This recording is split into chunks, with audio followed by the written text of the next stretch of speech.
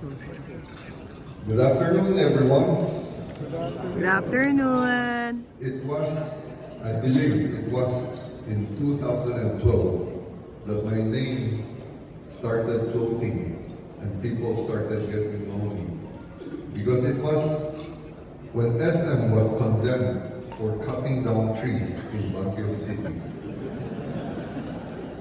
Today, I want to tell you why that was the right decision and what it taught me about leadership.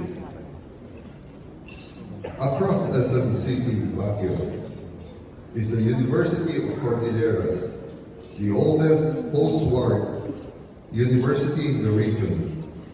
It sits on the hillside and serves thousands of students. Sometime in mid-2011, I noticed signs of potential soil erosion on the slope above the campus where our mold stands. Each rainfall risks sending soil down the classrooms below. I could not sleep knowing the danger it posed to the school. The only way to keep the campus safe was to build a retaining wall and reinforce the ground.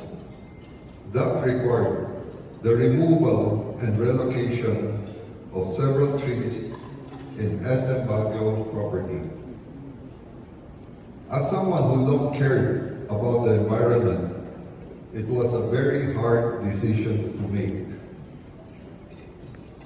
Unfortunately, many saw the act and not the intent. Despite our efforts to explain the situation, many accused SM of betraying the environment for financial gain. The reactions were harsh. A foreign artist even canceled a concert at our arena in protest. Fast forward, we finished the work anyway. The hillside held and the school remained safe. That choice of doing what is right, even when unpopular, sharpened my understanding of leadership. The incident also led to a truly unexpected blessing. I had a meaningful exchange with the head of United Nations Office of Disaster Risk Reduction, or the UNDRR. Our conversation led to another, and soon after, I was invited to serve as the first Filipino private sector representative to the UNDRR. And through Arise Global, I was able to share what SM has quietly practiced since the late 1980s, forward thinking and resilience. I now work across sectors to help communities prepare and recover faster from calamities. The Philippines sits in the Pacific Ring of Fire and the Typhoon Belt. We deal with earthquakes, volcanic eruptions, and storms on a regular basis. For 21 consecutive years, our country has been named as one of the most disaster-prone nations. Our geography has made reality tougher than most countries. To some, that might be a reason enough to leave the Philippines, but my family and I, we chose to stay. I am 70 years old now, and I still hold only one passport, a Philippine passport.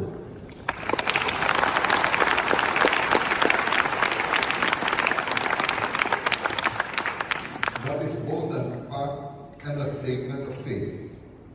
Despite the risks, the noise, and the many uncertainties, I have never doubted our country's promise or the strength of the Filipino spirit.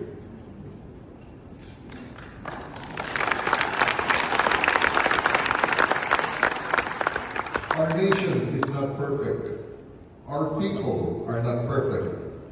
Yet many of us here remain and keep on going because we believe that hope is stronger than hardship.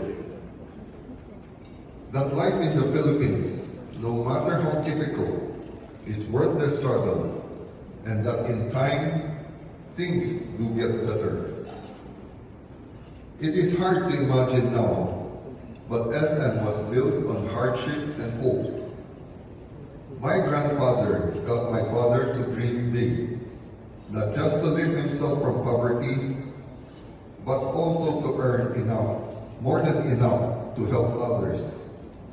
So from a single shoe store in downtown Manila, SM now has an ecosystem that includes real estate, banking, retail, schools, and more. Our scale has grown to allow us to turn growth into service, generating jobs, building infrastructures, and supporting scholars and livelihood nationwide. The SM journey has not been linear. We have been tested by political unrest, economic challenges, and natural disasters. A pandemic even closed our malls. After each test, we came out stronger, not because we were spared, but because we learned, adapted, and dreamt bigger. We were able to navigate these moments because two constants guided our choice, our values, and sustainability framework. In our family, we live by three core values: integrity, hard work, and humility. These are the same values we teach our people. Let me go through each one. We have very simple definition of integrity. My father would always say, whatever decision we make, we should be able to eat and sleep well. That belief guided SM's response to the pandemic. 3 days after the pandemic lockdown was announced, we decided to waive rent for our tenants nationwide. We did not wait for a government directive. We just knew it was the right thing to do. By end of 2020, we had extended over 23 billion pesos in rental concessions. Our income fell, but thousands of small businesses survived and jobs were protected. The financial risk we faced was real, but we made that call because that was how we were raised. Working hard is second nature to our family. We were raised to believe that there is dignity in every kind of work. My siblings and I still follow that rule today. We are in office or on site 6 days a week, but I would not really call it work. It is what we love to do. We enjoy meeting people, listening to customers, and learning from our employees. Each visits remind us that there is always something to improve and to be grateful for. I would like to think that this is why none of us look our age, especially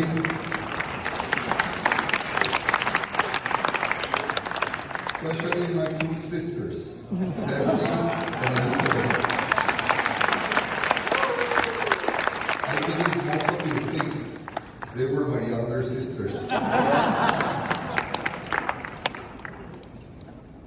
Next is humility, and the simplicity that comes from it has guided our family for 3 generations.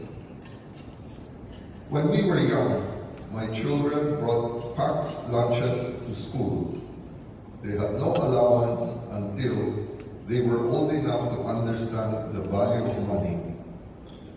I remember my eldest son, Chico, once telling me that his 5 peso weekly allowance in grade 5 was not enough to buy a soft drinks at the canteen because soft drinks cost 10 pesos.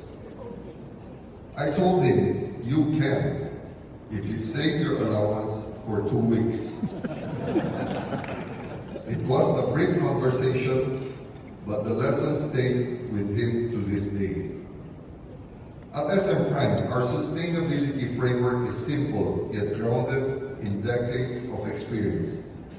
We call it ESG plus R, or environmental stewardship, social inclusion, good governance, plus resilience. In 2006, a documentary film changed the way I viewed the environment.